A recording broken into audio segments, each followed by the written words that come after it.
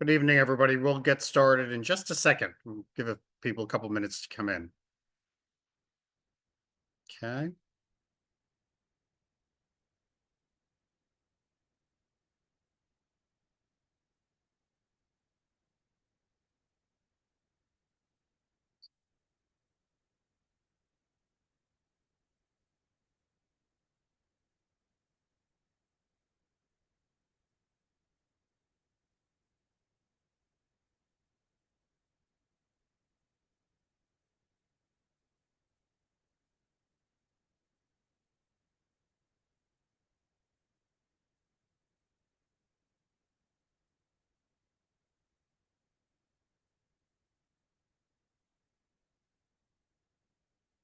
So, good evening. On behalf of the Newark Public Library, welcome. I'm Tom Ankner, the supervising librarian in charge of the library's Charles F. Cummings, New Jersey Information Center. We are pleased tonight to be hosting Paul F. Soltis, who works at the Wallace House and Old Dutch Parsonage State Historic Sites in Somerville. These served as George Washington's headquarters while his troops were encamped in the nearby Watchung Mountains during the winter of 1778. Tonight, Paul will be discussing Washington's first journey through Jersey in 1775 after being appointed the head of the Continental Army. Today marks the 250th anniversary of Washington's visit to Newark during that journey. We ask that everyone keep their cameras and microphones off during Paul's presentation. If you have any questions or comments, please type them in the chat box. We will get to as many as possible after Paul's talk. And full disclosure, tonight's program is being recorded and will be posted on the library's YouTube site in a few days. So I just want to introduce Paul. Paul F. Soltis has a bachelor, and I'm sorry, I've mispronounced your name twice, Paul. Paul F. Soltis has a bachelor's degree in English from the College of William and Mary, as well as a certificate in early American history, material culture, and museum studies. He serves as a resource interpretive specialist for the State Department of Environmental Protection, which administers state historic sites. Please join me in welcoming Paul Soltis. Paul. All right. Thanks very much, Tom, and to the Newark Public Library. As I was developing this series to kind of follow Washington's journey across New Jersey, it's been great to connect with organizations and institutions in each of those New Jersey towns through which he follows and which we'll all follow this evening.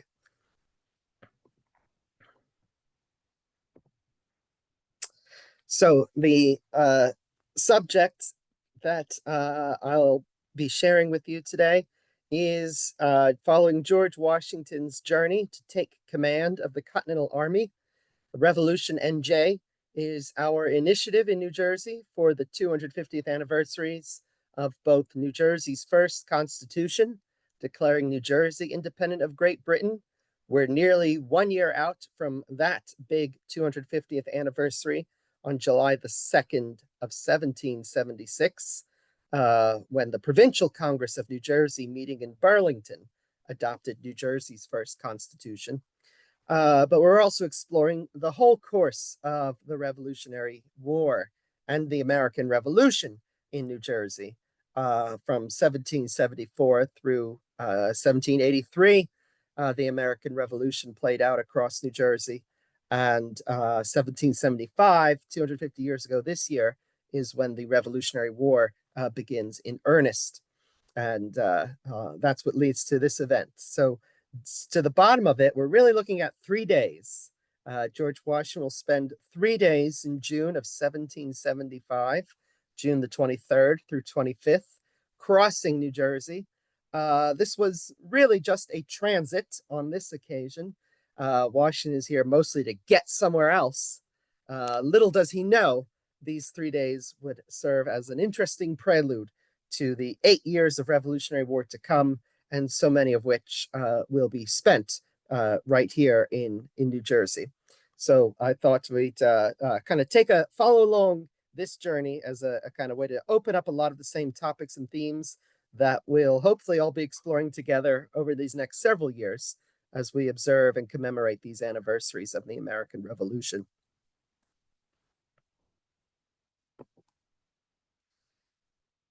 When Washington crosses New Jersey in 1775, it is not his first journey through Jersey, and I must cite the phrase I'm borrowing from our historic trust, who runs a great heritage tourism initiative under that title.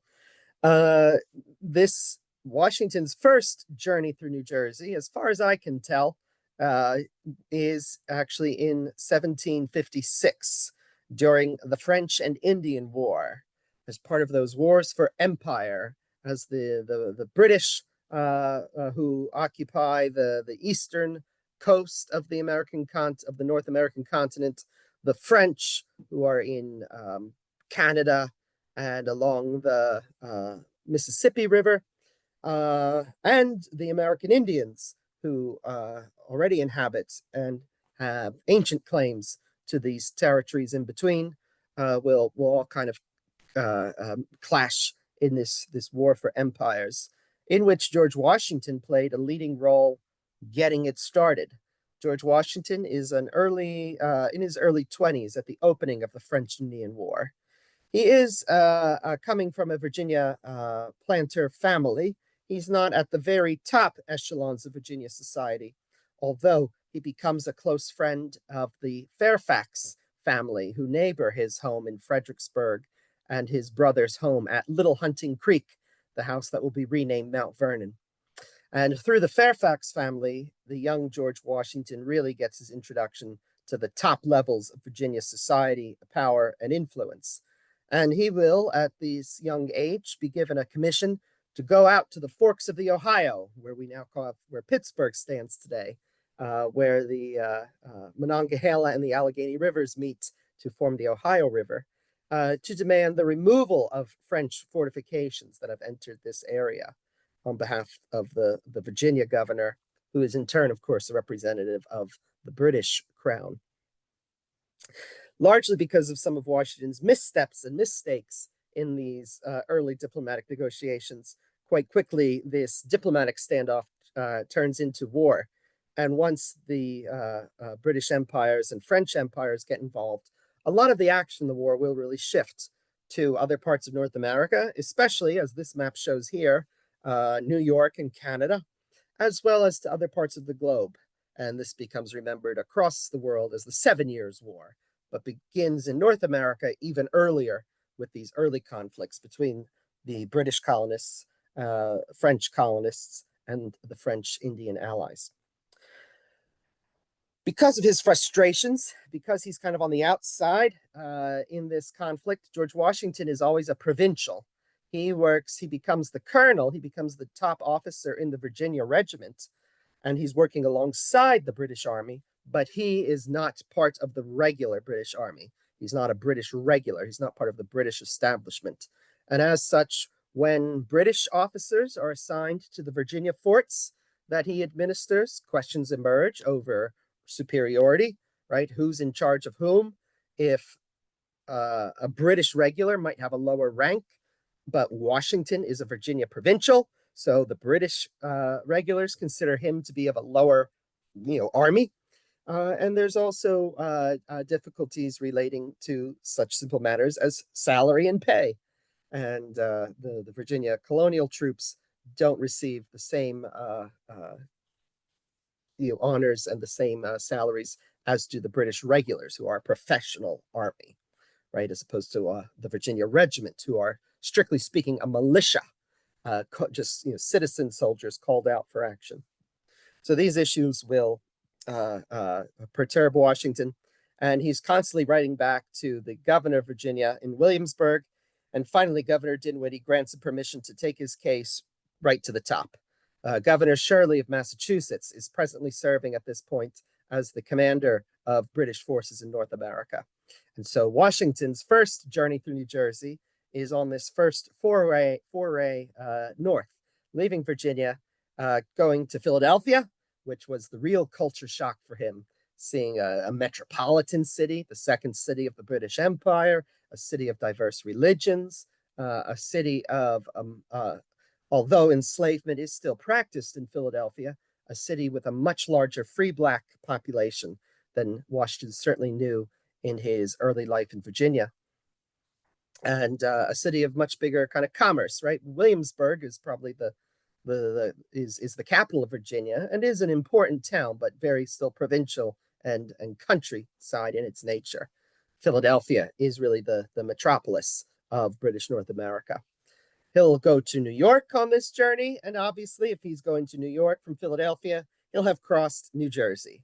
I've not found too many details about this very first journey through Jersey in 1756, but presumably there's no reason to expect Washington to have taken any route besides the main one, most likely crossing at the Delaware River at Trenton, and that's why Trenton and Princeton and Brunswick, New Brunswick today, became important travel towns. New Jersey, this central corridor, was the central corridor of the King's Highway, the highway connecting the 13 colonies of British North America. It's the flat lands right in between the pine barrens to the south and the hills to the north. And so Washington is having his first journey through Jersey on his way to Massachusetts to meet Governor Shirley as early as 1756. He's really kind of disappointed. He gets a warm reception from Governor Shirley, but he doesn't really get any of his requests. Eventually, Shirley will be replaced by General Forbes, a British officer who arrives to take command of the British forces in North America. And Washington gets in a kind of a little bit of a dispute with him as well. And the French and Indian War really ends kind of in an anticlimax for George Washington, who wanted to be the hero to go out and take the forks of the Ohio from the French and declare them not only for the British, but more specifically for Virginia. The Ohio River was seen as always going to be the artery to Virginia's commerce, not to Pennsylvania's, as it will end up in time to prove. But this would be the first time this Virginian really gets to see an American colonial world outside his own. Washington is always retiring throughout his whole life and career. After the French Indian War, he retires, of saying he's a little frustrated with the military life, and he becomes a Virginia planter, living at Mount Vernon, which of course is his historic home preserved in Northern Virginia today. As a Virginia planter, Washington is relying on enslaved labor to support life at the plantation, but he kind of really throws himself into this upper class tier of the Virginia planter's life, and tries, as his Virginia planter counterparts were, to imitate in the colonial setting the aristocracy of England. By 1772, we have this portrait here, the first known portrait painted of George Washington by Charles Willson Peale, an artist and soldier who will get to know George Washington very well over the coming decades. But the very first one is a private commission just for the family house at Mount Vernon. George Washington here wearing the red and blue of the Virginia Regiment, of which he had been a colonel a little bit over a decade ago at that time. And it will actually be the man on the right who is responsible for bringing Charles Willson Peale to Mount Vernon on this occasion. This is Jack or Jackie Custis, George Washington's stepson. Martha Washington had been previously married before her marriage to George. Martha Washington lost her husband just when she was about 28, 29 years old. He was older than her, but also died even younger than would have been expected, Daniel Parke Custis. And Daniel Parke Custis left behind a massive estate, including, in the grim reality of colonial Virginia, a large estate in enslaved people, also including cash money and deposits in England, also including extensive acreage and land in Virginia. Martha Washington has life rights to this estate, so she does not own it outright, but she is able to make use of the estate during her lifetime. And as such, to use the crude term of the Virginia marriage market of the 18th century, she is the most eligible widow in 18th century Virginia. A little bit under 30 years old, and comes with a massive estate tied to her, entailed to her for life. So it seems that there was an affectionate match, because there were certainly other suitors of an upper social class than Colonel Washington, but they married on Twelfth Night in 1759, and from there we'll move into George's home at Mount Vernon. And with Martha Washington comes her two sons, her two children, a son, Jack Custis, and a daughter, Martha, who's always called Patsy Custis. She had had two other children earlier in her marriage, but neither of them survived beyond early infancy. And George Washington's in a curious situation related to Jack Custis. He is definitely an affectionate stepfather. They don't really have that term quite yet, but he adopts the children as his own and will look after them as his own. But he also recognizes Martha Washington's kind of primacy as their mother in this situation when it comes to making decisions about their futures, and it comes to, especially in the case of Jack Custis, disciplinary issues. Washington had never had a formal college education and always kind of felt that he had missed out on an important part of the social order, and also kind of the philosophical world as well of Virginia society, and tried very much for his stepson, Jack Custis, to provide these opportunities that he had missed. Jack Custis became the essential Virginia planter wastrel. He knew his life was set. He enjoyed cards and games and riding on horseback. Things Colonel Washington certainly enjoyed riding on horseback too, but at the loss of any kind of diligent attention to learning business or professions, or even pursuing education. And in a last-ditch effort, Washington finally persuades Martha to support him in enrolling Jack Custis in college. The first Martha Washington's choice, it appears, was the College of William and Mary, the Virginia Anglican College. This would make sense, suitable for most Virginia planters' sons. They would go on to William and Mary.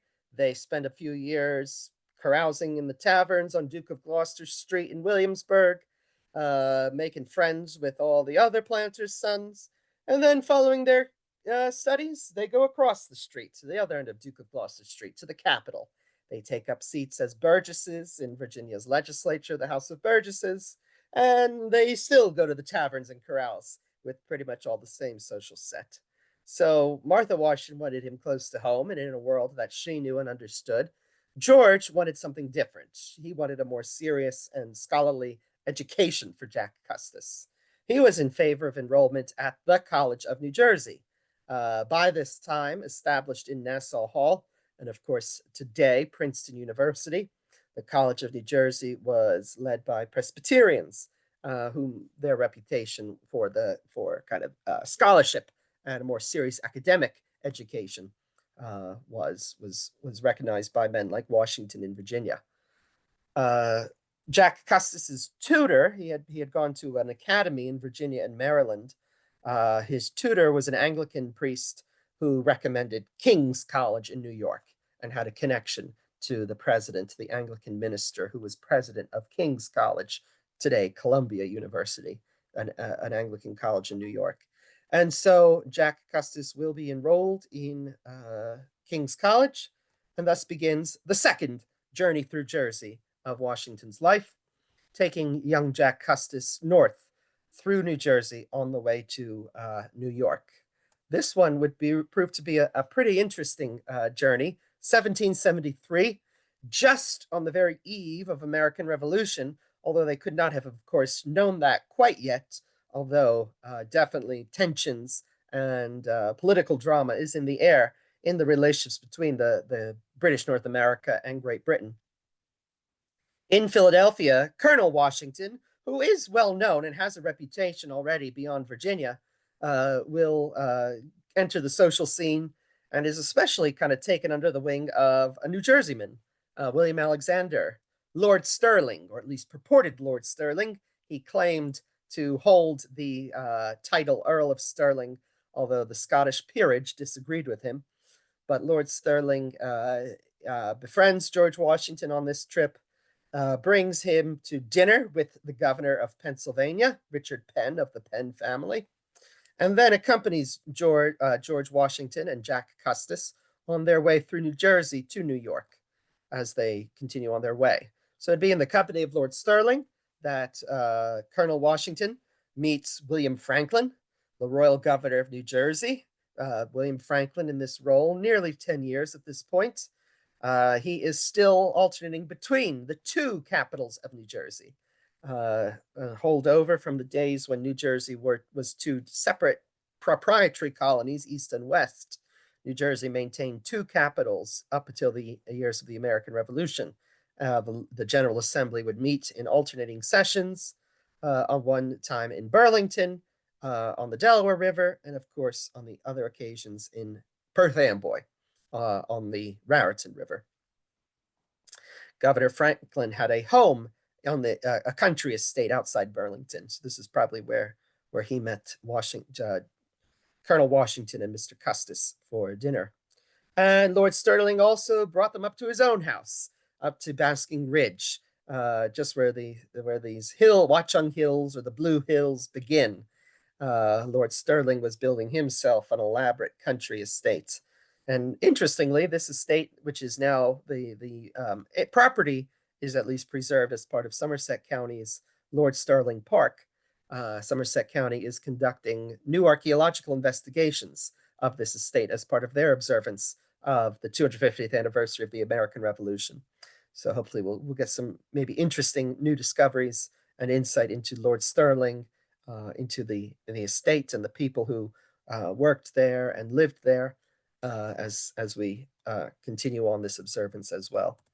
And then he would depart from Lord Stirling's company, and the two of them would have proceeded on, finally reaching New York, where George Washington dines with James Delancey, who will become a loyalist when the American Revolution begins, as well as Thomas Gage, who will soon take over as the dual military governor of Massachusetts Bay, as well as the commander-in-chief of British forces in North America.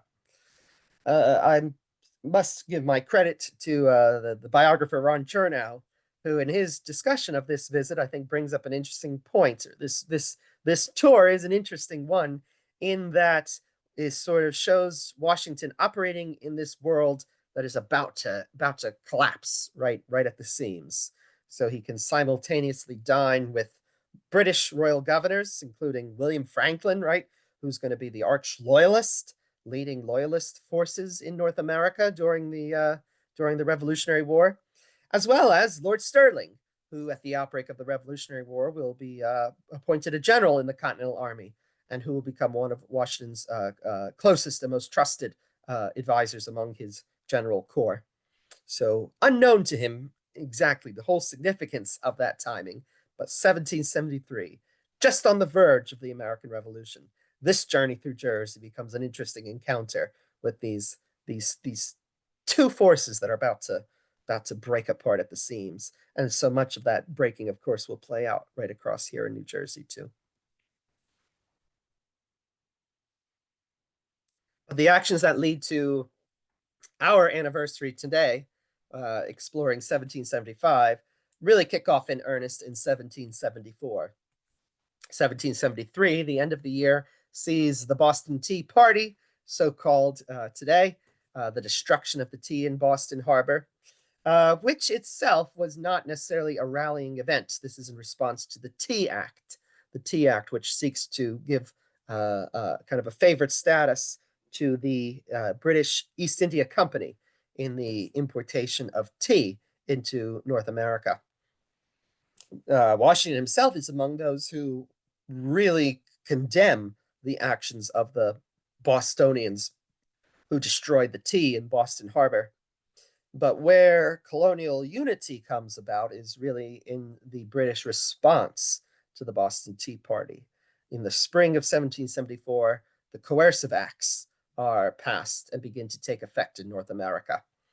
These are the acts, also remembered as the Intolerable Acts, that closed the port of Boston Harbor, that changed the Constitution of Massachusetts Bay, changing how the role of the Crown and effectively the role of the British government in nominations for the Governor's Council, changing trial by jury, allowing for the trial of British officials to be moved out of the colony, supposedly to provide a fair trial, but obviously compromising the principle of a jury of one's peers that was so important in these English common law traditions. And it's really in response to all these forces that a Continental Congress is called to meet later in the year in Philadelphia in the fall of 1774, in September and October. This Continental Congress meets at Carpenter's Hall, the home of the Carpenters Company of Philadelphia, and also a kind of community room the Carpenters Company would rent out for other organizations as a way to support their kind of showpiece here.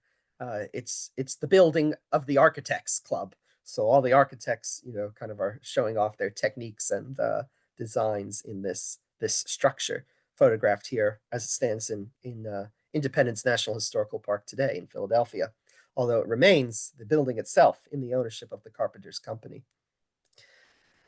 The major action to come out of this Continental Congress is a non-importation association. George Washington, whose name we see here, is there as a delegate from Virginia, as well as the delegation from New Jersey, who, for good form, I figure I'd point out here as well, too. And you can see their names there. Really no one too well known in later years, besides William Livingston, who will rise to prominence for his role as governor of New Jersey during the Revolutionary War. Largely, these men are not as famous because in 1776 they'll all be recalled and new delegates are sent with the instructions to support the Declaration of Independence. But that is still 2 years away in 1774. Washington is an advocate for this non-importation association. And this is not a new idea. They'd done it in the past. They'd done this in response to the Stamp Act of 10 years earlier, as well as the Townshend duties, sort of taxes on certain goods about 5 years earlier at this point. Basically, the idea, the British colonies don't have representation in Parliament, but the British merchants do. So if we just stop buying things, we might not be able to get Parliament interested in what we're upset about, but we can get the merchants interested in what we're upset about. And then in turn, they will bring our cause to the British government. And it worked in the past, right? The repeal of the Stamp Act came about in response to non-importation efforts. The repeal of most of the Townshend duties also was in response largely to a non-importation effort. And George Washington was among those who saw this also as providing an extra benefit and encouraging kind of homegrown manufacturers, trying to build up domestic industries for the colonies, as opposed to always relying on Great Britain as a source of imports.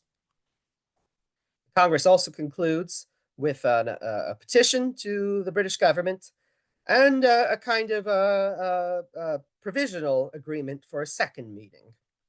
If the issues have been resolved, there's no need to meet again.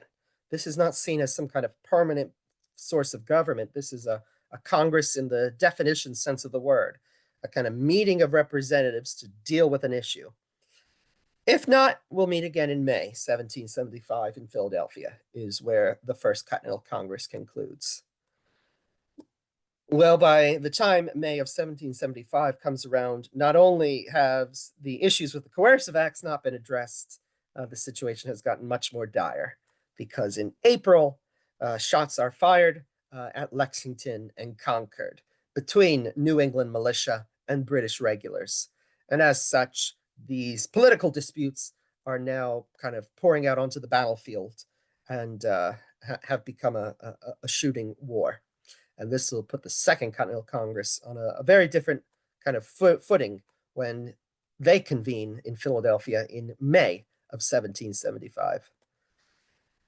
This is a map of Philadelphia about that time, but it also shows the inset, of course, the Delaware Bay, the approaches to Philadelphia from the river. And that's important to this map maker, and that's important to men like Washington, who are coming up from the South. Washington, the day he arrives in Philadelphia, records in his diary. He keeps a very brief diary. By that I mean the entries are very brief.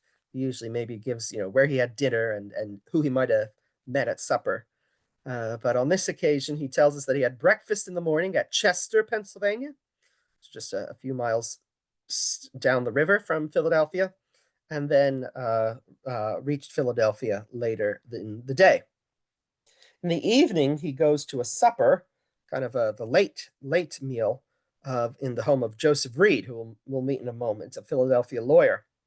And Washington's diary, in its terse way, doesn't give us any detail just besides that he supped at Joseph Reed's. But one of his conversation partners records the moment in much more detail. This is Samuel Kerwin, who would become a loyalist during the American Revolution. And he wrote a letter where he talks about his meeting with Colonel Washington that evening in Joseph Reed's home. And Samuel Kerwin writes, he was in company with Colonel Washington, a fine figure, and of a most easy and agreeable address. I stayed, he writes, till 12 o'clock, the conversation being chiefly on the most feasible and prudent method of stopping up the channel of Delaware to prevent the coming up of any large king's ships to the city. I could not perceive the least disposition to accommodate matters or even risk. So this is Samuel Kerwin. He's interested because he's writing back and saying to his contacts, in the British government, these people are serious. They are no longer interested in reconciliation, in like a political outcome. They're already talking about war and fighting. But I love the detail when we put these two together. We have Samuel Kerwin talking about this night he spent talking about the defenses of the river. And of course, we know from Washington's own diary that he had come up the river just that morning. So one just can imagine Colonel Washington making this trip into Philadelphia and that whole morning on horseback or in his carriage, looking out on the Delaware River as he approaches the town. And his mind is spinning and turning with kind of what he would do, what kind of possibilities he could do if a military defense of Philadelphia is necessary. And then he's got someone who will actually listen to him. And so he talks all the night till past midnight, sharing all his ideas. Well, if you want to know what I think, right, Washington going on there. This Congress, unlike the First Continental Congress, is confidently proclaiming itself a public body, right? And so instead of meeting at Carpenter's Hall as they had in the fall, on this occasion, the Congress will convene at the State House of Pennsylvania. Of course, the building we remember today as Independence Hall, where in a little over a year's time, the Declaration of Independence will be adopted and signed. And Colonel Washington is right in the thick of the activity. His lodgings are just 2 blocks away. He stays actually in the home of a cabinet maker called Randolph, who also would let out rooms in his home as an additional source of income. Washington was, of course, as I'm saying here, among the tenants who stayed in Randolph's lodgings in May and June of 1775. Later in this Second Continental Congress, another delegate from Virginia, Thomas Jefferson, will arrive. And Mr. Jefferson also takes lodgings at Mr. Randolph's until he later relocates to another home just on the outskirts of the 18th century city. That's the Graff House, today known as the Declaration House, because it will be in that house that Thomas Jefferson drafts the Declaration of Independence in a year's time, right, in June of 1776. But Washington here still in the spring of 75. And a lot of action, though, for this Congress is taking place just on the other block from Colonel Washington's lodgings at the City Tavern. In 1774, when he comes to Philadelphia for the First Continental Congress, John Adams from Massachusetts writes that the City Tavern he felt was the genteelest establishment in America. The City Tavern became the real meeting place where the out of doors work, as they called it, happened. Official deliberations, of course, take place when the Congress convenes in the State House, but a lot of discussion and decision making is happening behind the scenes among the delegates gathering for their dinners and other social gatherings at the City Tavern, closer to the waterfront in Philadelphia. And it's probably at the City Tavern that a lot of the discussion takes place that really leads to this event on June the 15th of 1775, when Colonel Washington is appointed General Washington and is made commander-in-chief of a new Continental Army. The image here is the Currier and Ives depiction from the centennial of the United States in 1876, and really doesn't show us anything that happened in Philadelphia in 1775. Importantly, the Second Continental Congress at this point remains a secret body. They vote on both occasions in 74 and again in 75 to hold their meetings in secret. The theory being that allows delegates to speak more freely among each other. So there'd be no public gallery of any kind for these weeping women and cheering ladies in the background to have stood. And actually, Colonel Washington himself, General Washington, will become, probably wasn't even present at the time that this decision was made. For such a momentous occasion in American history, we really don't have too much detail about the decision-making leading up to Washington's appointment. He is formally introduced for nomination as commander-in-chief by a delegate from Maryland, and there will be a unanimous vote in the Congress in support of this decision, but that doesn't happen spontaneously. John Adams, writing much later in life, in his retirement after the presidency, when he starts to kind of hash out all these old memories and legacies of the American Revolution, of which he'd been a part, really gives us the recollection that he was the one who proposed the idea of Washington as a commander-in-chief. The Second Continental Congress had determined to adopt the New England militia, who had now surrounded the British Army at Boston, and established them as a Continental Army as a way of extending their support, taking it away from just the provinces of Massachusetts and New England and making it a continental effort with the Continental Congress's backing. And even before that, a formal adoption is voted on June the 14th. The Congress then also begins to discuss who would serve as a commander-in-chief of this new Continental Army. Mr. Adams tells us he proposed the idea of Washington, both because of his reputation and also because of his status as a Virginian. It's an important way to bring the largest and wealthiest of the colonies, most influential, into this New England rebellion, extending kind of the continental character of the effort. When he names the Virginian, Washington steps out of the room, silently leaving so as to allow the delegates to discuss more freely. He takes a seat in the library just across the hall from the debating chamber in which the Congress met. But John Adams tells us it wasn't even the official debates so much as the out-of-doors discussions, where he and supporters of Washington for commander-in-chief met individually and conversed with the other individuals. There were opponents. Many felt it should remain a New Englander. They're largely New England troops. They're battling in Boston. A New Englander should remain at the head of it. But it will come that by June the 15th, the votes are there, if you will, and the Congress formally declares Washington commander-in-chief. The only detail here that really is useful is, of course, the buff and blue. George Washington is wearing here his buff and blue coat, which is not yet his coat as commander-in-chief of the Continental Army. Of course, he's just getting the job, right?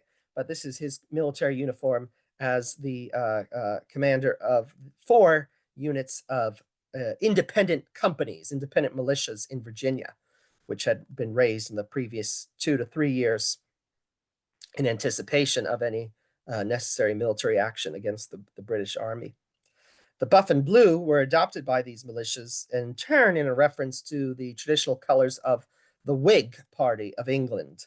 So the buff in particular is the color of the Whigs, kind of these people tracing themselves back to standing for parliamentary power in relation to the dominance of the crown in English politics.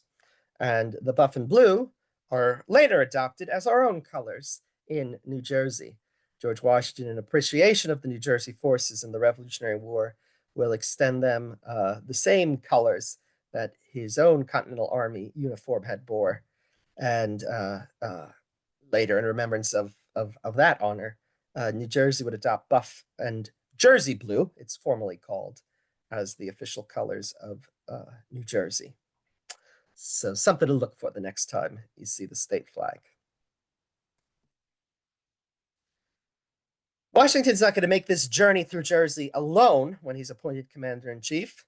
So I want to introduce some of the others who are also part of this Washington crossing in 1775.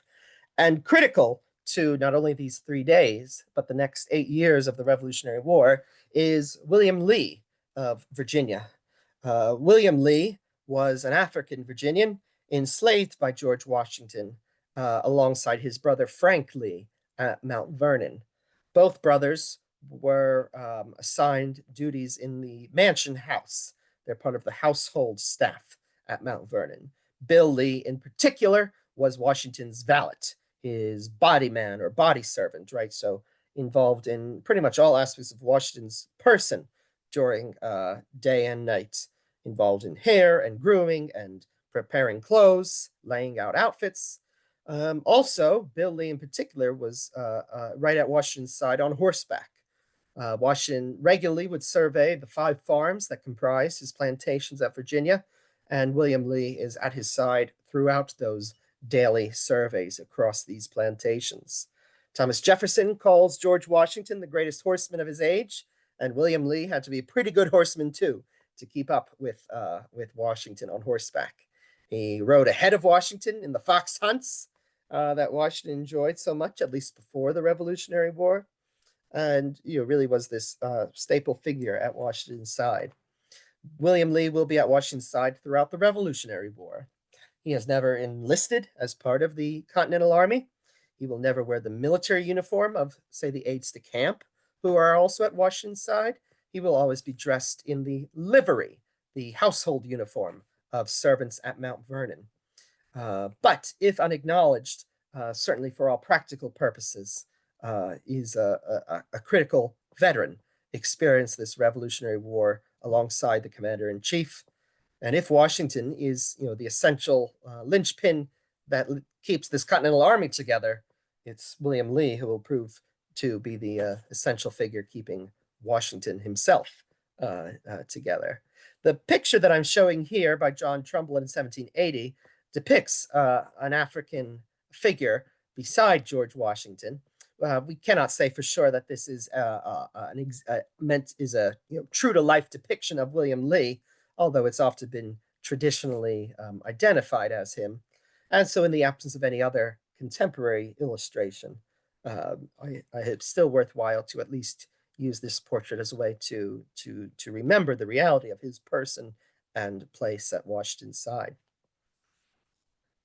Bill Lee's role in the Continental Army, obviously complicated and by this separation, by enslavement, helps us to also consider the larger questions relating to Black soldiers in the Continental Army.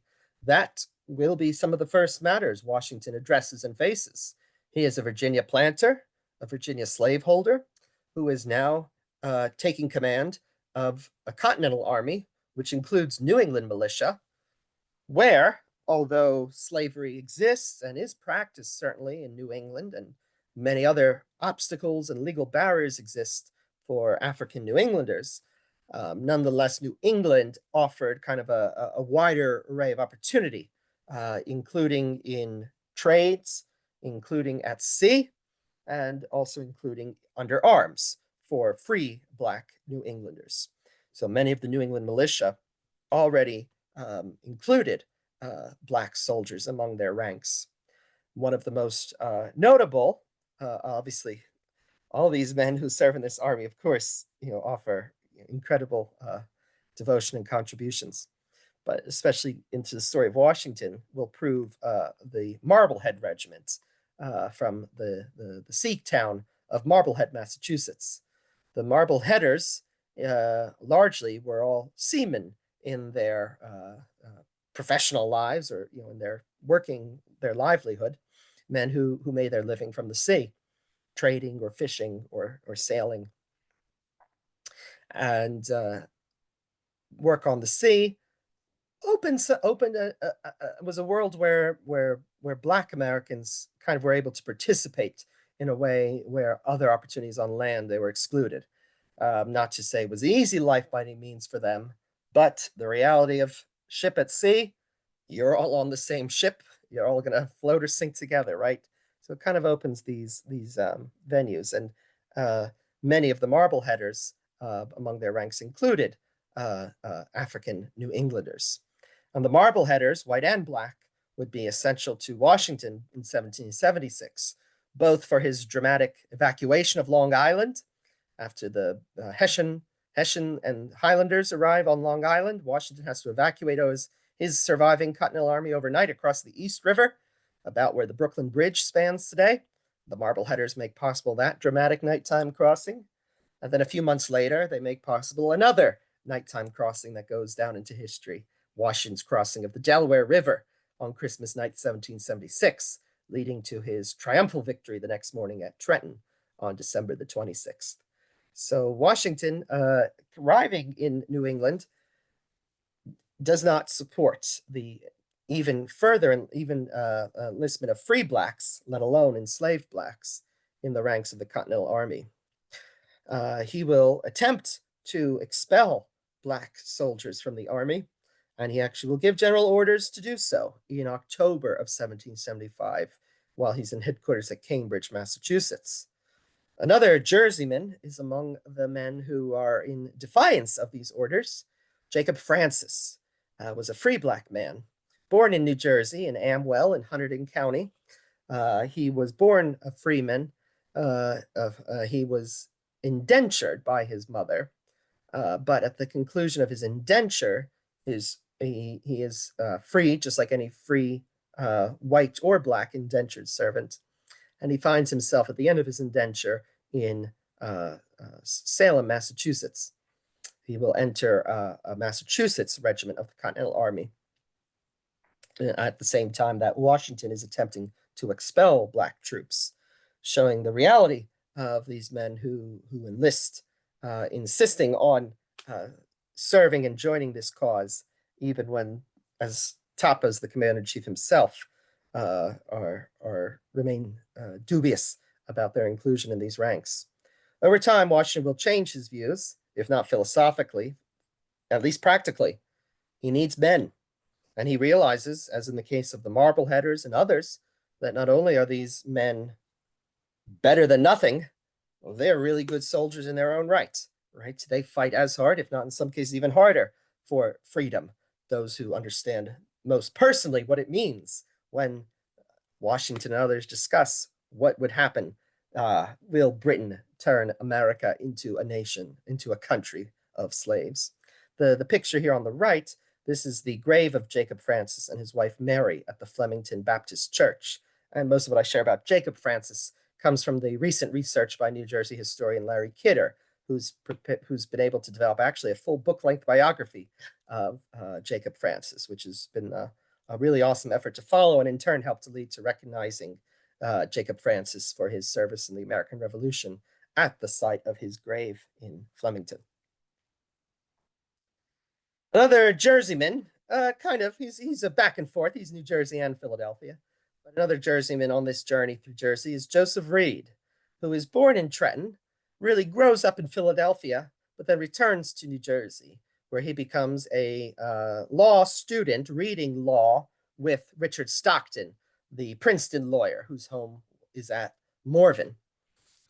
Joseph Reed goes to England for study, returns to New Jersey, sets up his practice in Philadelphia, and he will be part of this Second Continental Congress. Of course, it was actually Joseph Reed's house where Washington was up late that first night he arrived, talking about his ideas for defending the Delaware River. And Washington and Joseph Reed will develop a close relationship in those 2 months. And Washington will ask Joseph Reed to join him in Cambridge. Joseph Reed joins the Continental Army, accompanies Washington to Cambridge, and will serve as Washington's first military secretary during about the first 2 years of the Revolutionary War. He's also joined by Thomas Mifflin as another aide to Washington during this period. Generals accompanying Washington on this journey are Philip Schuyler, the New Yorker, as well as Charles Lee, who's accompanying Washington too. But there's one important person on this journey through Jersey who is not present, and that is Martha Washington, of course, General Washington's wife. George Washington writes to Martha on June the 18th, 2 days after he had accepted his commission as commander of the Continental Army. And he needs to break the news he's not coming home anytime soon. He writes to Mrs. Washington on June the 18th, if my stay was to be 7 times 7 years away from home, I would not be as happy as 1 month in your company. Breaking the news, he's not coming back as soon as he had planned. But he still expects, I shall return safe to you in the fall. An interesting clue into Washington's own sense of this war. He's taking it seriously. He knows it's not going to be over quick, but he has no expectation for the 8-year duration that he's about to undertake. That letter on the 18th of June is excellent as well, because as a postscript, perhaps to mollify what he wrote earlier, the not so great news, he makes sure to let her know, following her letter, that I've got 2 suits of what I was told was the prettiest muslin. I wish it may please you. It costs 50 shillings a suit, and that is 20 shillings a yard. Yeah, I might be in trouble. At least I got the shopping done, right? Is kind of what Washington's doing here in this personal communication with Mrs. Washington. On June the 23rd, on the day he finally set out from Philadelphia to take command of the army at Cambridge, just before his departure, Washington wrote a second letter to Mrs. Washington. And in this letter, he again expresses his regret at leaving her behind, but also his confidence that he will return sometime in the fall. Martha Washington, at the end of after her husband's death and just before her own, will burn the correspondence that they exchanged. Her idea being their public lives on earth were lived so in public view, she wanted their private lives to remain their own as they moved into the afterlife. So how did I just read those 2 letters to you then? If she burned her entire correspondence, well, she missed 2. 2 letters were much later discovered by her granddaughter in the desk that you see here on the right, the writing desk bought for her at Mount Vernon in the 1780s. Tucked behind a drawer were these 2 letters. And so if we could only have 2 letters of George and Martha Washington's, well, we got 2 pretty good ones, right at this fascinating moment as George is taking command of the Continental Army. And although Martha Washington will not be on this journey through Jersey, in time she will come to know New Jersey very well over the next 8 years of Revolutionary War. She will visit every winter headquarters, at least a part of every winter headquarters, and largely into the spring as well, including in New Jersey at the Wallace House during the Middlebrook Cantonment, at Morristown, at the Ford Mansion during the Jockey Hollow Cantonment, and of course she will cross New Jersey many times as well, going to the eastward, New England or New York. I don't really want to interrupt you, but I mean, this has been going on for a while. Could we Sure. kind of move along to maybe could you talk a little bit about his Yeah. time in Newark? I know he was in Newark. Oh, sure, yeah. He left Philadelphia on the we're already getting 23rd, to the end. and So, he got to Newark on the 25th. Could you talk a little bit about his time in Newark, please? Yes. And as I've built it up, right? So all that build up, we're finally getting to what I promised you. Yeah, would be the main event tonight for sure. We finally make the crossing. And so that day, June the 23rd, in the company of the Philadelphia City Cavalry, Washington leaves Philadelphia. He will that day crossed the Delaware River at Trenton. About where the Trenton Makes Bridge is today was the ferry crossing. Here's a marker on St. Michael's Episcopal Church marking that crossing. He will then, by the 24th of June, be in New Brunswick. And New Brunswick is actually where Newark comes into the story, because we know about his evening, his night spent in New Brunswick, from a letter not from Washington, but from Philip Schuyler, the New York general, who writes from New Brunswick that night to the New York Provincial Congress, informing the New Yorkers that Washington will reach Newark the next day. He will reach Newark in the morning about 9 o'clock on June the 25th. And they have an awkward diplomatic situation to deal with. Washington is planning the same day, June the 25th, to reach New York so he can carry on to Massachusetts. And in New York, the same day is also arriving the royal governor of New Jersey, William Tryon. The royal governor of New York, William Tryon.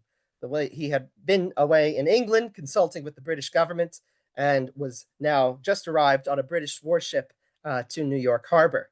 And so he's going to land at the Battery, and really both sides, both the kind of loyalist or British side, as well as the patriots or provincial side, neither want an encounter to happen.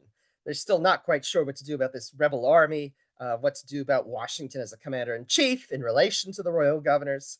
And so both sides just want to avoid any kind of clash. So whereas Washington most likely would have crossed at Paulus Hook at Jersey City, he instead goes up the river to the Upper Ferry crossing, present-day Hoboken, and crosses the river right about where the Holland Tunnel runs underneath the river today. George Washington is, as I mentioned, always terse in his diaries and doesn't give us too much indication of what he sees or the scenery or landscape he passes. But just 6 months earlier, John Adams, doing the journey in reverse, had come from New England to Philadelphia. And his diary gives us a pretty neat illustrative account of what it looked like, what the crossing of New Jersey was like. And so especially here for our Newark conversation tonight, I'll discuss that first section. On August the 26th of 1774, this is John Adams on the way to Philadelphia. He writes, leaving New York, at 9 o'clock, we crossed Paulus Hook Ferry to New Jersey. So this would be the crossing about where the Lincoln Tunnel is. Then Hackensack Ferry, then Newark Ferry, and dined at Elizabethtown. Doesn't give us too much insight even to the town or what the town of Newark was like for John Adams, but at least shows you what was so characteristic were these rivers that you all in Newark know so well today. They're bridged, and so maybe we don't think about them as much until the flooding comes, right? But these rivers and river crossings made up were characterized going across this part of New Jersey, this critical artery. From there, John Adams proceeded on to New Brunswick, and he described overall the whole scene as a champagne. Champagne in the 18th century is a word from France referring to the Champagne country, not for the drink itself, but for that landscape, for the open, flat countryside. So first, this series of river crossings rapidly, and that would be the same thing for Washington too, coming from Newark that morning. So he'd be going across these rivers, the Passaic River, right, the Hackensack River, making his way to Hoboken, where he crosses the Hudson and arrives to New York. There, he initially goes to the home of Leonard Lispenard. This is Hudson Street in New York today, which was the country estate of Leonard Lispenard in the 18th century. And from there, he makes his way on to New England. So, a brief 3 days, Washington's journey crossing New Jersey. Newark plays this interesting role as kind of the meeting place where the New York Provincial Congress delegates come from across the river, confer with Washington and his people, and they make their strategy to figure out how they're going to handle this approach. But a small moment, and really more importantly is what's going to come next, right? Although Washington makes just these 3 days crossing New Jersey in 1775, He will be back again and again over the 8 years.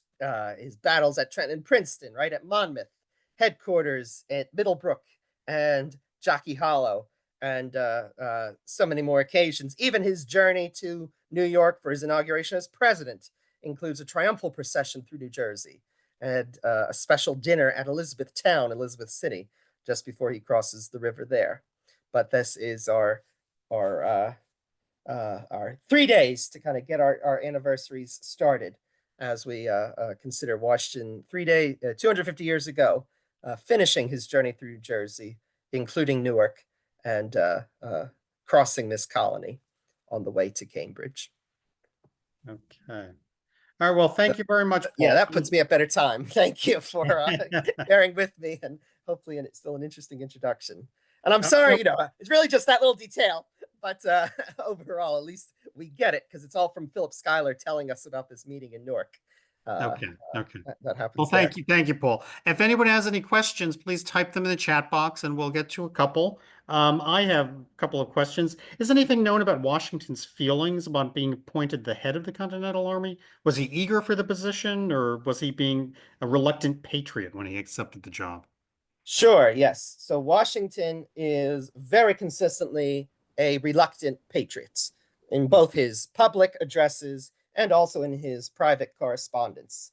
When he addresses the Congress on the 16th of June, he says very clearly, "I don't think I'm fit," he says. "My abilities and military experience may not be equal to the extensive and important trust. However, as the Congress desire it, I will enter upon the momentous duty. But I beg you all remember, I do not think myself equal to the command I'm honored with." He's kind of covering his bases a little bit, right? So if this goes sideways later, he can say, "Hey, I told you." Yeah. Now, and this is very much in keeping with kind of the classical view of how a commander ought to be. Patrick Henry tells us that Washington cried, not in the Congress meeting, but on another occasion. We don't know that for sure. That's kind of a secondhand story that, like all these anecdotes, seems to come a few decades later when everyone's remembering it. But definitely, he approached the whole thing as a reluctant duty to take on. Okay. That said, some have said, well, he showed up in his military uniform. Was he kind of jostling for the job? And in his Washington way, he was certainly not. He was reluctant. He obviously didn't run away either and go hide in the mountains. As he suggests later in the war, he says, "Well, if this thing goes sideways, maybe I'll just move out to the hills and see how I do there." But and the best sign that he is serious is, of course, at the end of those 8 years, and that's what's really depicted on your sculpture at what is now Harriet Tubman Square in Newark, is actually Washington 1783 and his voluntary resignation of military power when he really had the influence to hold on to it. Okay. So there is another question here. Why did he go through Newark rather than Elizabethtown as he did with his stepson a couple of years before? What was different about the crossing to New York City? Good question. And I don't have and I'm sure probably among your local historians in Newark, you have people who know these river crossings and all them much better, because there are a few different ways to go. It's all roughly the King's Highway. But you can kind of go by way of Amboy, you can go by way of Elizabeth, by way of Newark.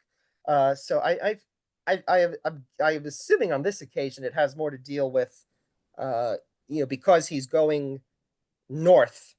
He's not just going to New York to land there and stay there. He's going more in transit already.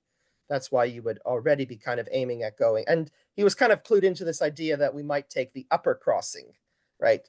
Which really is still kind of lower Manhattan today, but is Hoboken as opposed to closer to Jersey City proper. So that could be part of the reason for going to Newark. But it all depends as well in this time on river crossings and conditions. And actually, it was rainy. That's the one thing we get from his little weather diary. So unlike the heat we've been in right now, 250 years later, it was kind of a little downcast and rainy during this leg of his journey. They weren't having a heat wave. No, not 250 years ago.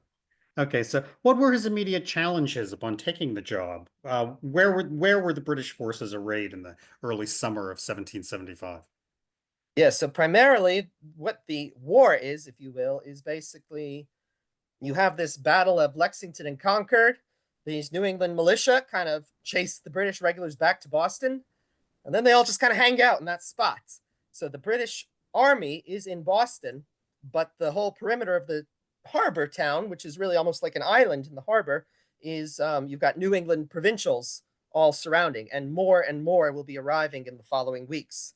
The British had attempted to move out. That's Bunker Hill, right, on June the 19th, but were kind of repulsed and had to return. So basically, it's kind of a standoff. The British are in Boston, and there's a bunch of New Englanders kind of surrounding them, laying siege. The biggest initial problem military is gunpowder. And frankly, that's one of the best kept secrets that these now Continental Army does is if the British the British suffered a lot of losses at Bunker Hill, but if they had maybe done one more charge, the militia might have had to give up because they were just out of gunpowder. Oh, wow. They had so little left, and they are, of course, as a new Continental Army, colonies import their gunpowder from Great Britain. So, if you've now gone to war with Great Britain, you need a new source of gunpowder. And in time, they will start to get other supplies, some of it surreptitiously with French and Spanish support, some experiments trying to produce it in America. But it'll be a long lag time. And that's most of Washington's first year as commander in chief, is basically trying to deceive the British into not knowing how bad the situation is. And that if they do attempt to march out, he can put up a fight, but they're much better supplied. And he'll immediately too, he'll also deal with this kind of cultural issue. New Englanders, the arrival of Virginia, Maryland, and Pennsylvania as the first kind of out of New England troops that arrive, and they'll start to clash with each other. There's an occasion later in the winter, in the fall into the winter, because there's snow on the ground, where the Virginia riflemen and the New England seamen are in Harvard Yard and start tossing words at each other, and then start throwing snowballs and fist fights. And someone who was there as a boy, a 10-year-old boy, later recorded his memory, and he saw Washington, and he mentions the figure of William Lee, not by name, but William Lee at his side, coming out into this muss and just grabbing the two guys and pulling them apart, knock this off. So he'll certainly be dealing with that kind of, establishing a sense of something continental, which had not been deliberately created that way. It's still kind of makeshift. And so that those kind of both ways, the kind of organizing, but if there's one particular object, it's gunpowder is his big issue too. Okay. Did any New Jersey militia join Washington and Boston? Not yet. Yeah, there's not yet New Jersey militia at least not on this first leg. I should check my military history. I don't know I think there might be some before. Basically Washington will be there for up till March of 1776. So it's going to be about 9 months until March of 76 is when the British evacuate Boston. By that time, there are definitely New Jersey Continentals and militia involved in the defense of New York, which is where he'll go next. And also at the end of 75, the New Jersey militia are actually going up to Canada, some of them, and they'll be part of this attempted continental incursion on Canada, which fails to bring their hope had been that the Quebecers, who were French Canadians, the habitants, would be so fed up with British rule, the British had taken over just 10 years earlier, and would say, hey, sounds good to us, we'll join. Well, what they didn't expect was, although the habitants weren't thrilled with British rule, they were definitely less thrilled with New Englanders taking over.